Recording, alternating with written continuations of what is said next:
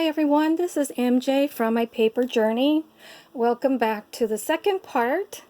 I didn't intend to have a second part, but I paused my camera, and I guess instead of pressing pause, I pressed stopped. So now my paper strips, they're pretty dry. Okay. So the next thing I do, let's start with, this was a little, wait, let's start with this one here.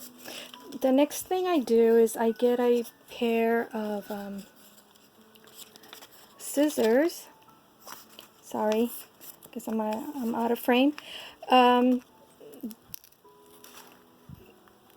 I just trim the ends, the sides, not the end, the sides, I'm sorry. Well, this one kind of, it folded itself back in, so I don't need to trim that. Okay, so I'm going to start rolling on the blank side of the strip. Now I have here bead rollers that I've had them for about 10 years, if not longer, and I got them a long time ago at from eBay, and there's different sizes. This one gives you a thicker bead hole, and then this one gives you a medium size, and this one's a smaller size. I've been using the smaller size, but now that I think about it, maybe I'll use the medium size. So then what I do is on the opposite side of the strip, I just use my nails and I curl, excuse me, and I curl the end just a bit, like so. See? Or maybe like that, so you can see better. And that's just so that, and what these bead rollers is that it has a slit on the side here that you're able to insert your paper in, and the reason why you want it slightly curled in so that if it's straight out, if you start rolling, it's going to come undone for you. So if it's curled a bit for you already, then it'll stay put. So I just roll a little bit with a little bit of tension, and then once I know that I've rolled it just once or twice, I just add just a smidgen, just a tad of glue, not that much. And then I start rolling again. And I try to roll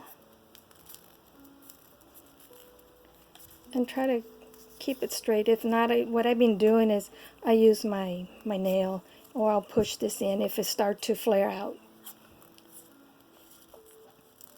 And just roll. And then once in a while, just check, make sure that the ends are even, that I'm not going out of whack here. If I'm not rolling too far to the left or too far to the right, tighten it up a little bit. And it's okay, it's not perfect, okay? It doesn't matter. After all, you know, it's for junk journals. And if you add the bead cap at the end, if you want to do that, just a little bit of glue. There we go. It's going to cover it up. And if you distress them like I did, I used distress ink. I'll show you. And this one I used distress ink, and I used a little bit of this glitter marker. It's a set of 4 or 5 markers that I got from Amazon, and they come in various colors. It comes this gold, antique gold, silver, black, pink, or maybe it's only 4. So it's a set of 4 markers. And so that's what I used on the ends on these, because I wasn't sure if I was going to add a bead cap or not, or what I was going to do, to be honest with you. So that's the reason why I did that. So then start rolling.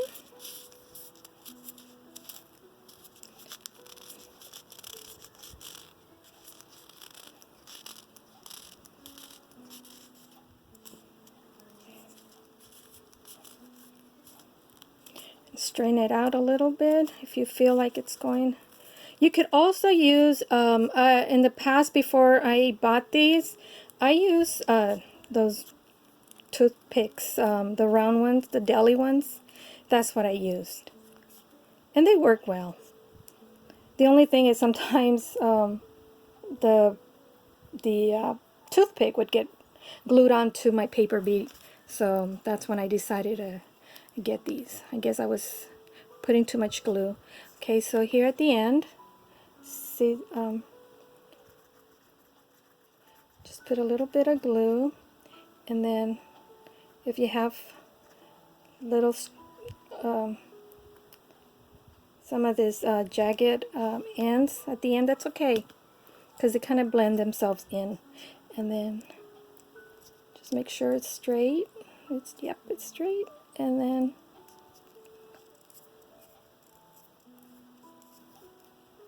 see, and then you just pull this out, and there's your bead. And that's how I made all of those beads. And then the next thing I did, I got some of the StazOn. And the reason why I use the StazOn, because it's permanent ink. And then I have this small cosmetic brush. And these small ones, I found the small ones at the 99 cents. So they were 99 cents each. So then I just get, this is the saddled brown ink pen. And I just distress the ends like so. Maybe I'll just get a little bit closer. Let me see. It's not, oops, it's not allowing me to get close. Oh, there we go.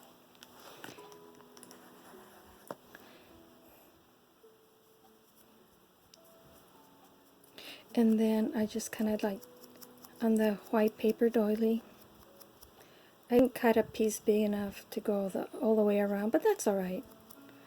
It still looks pretty. So I do the end.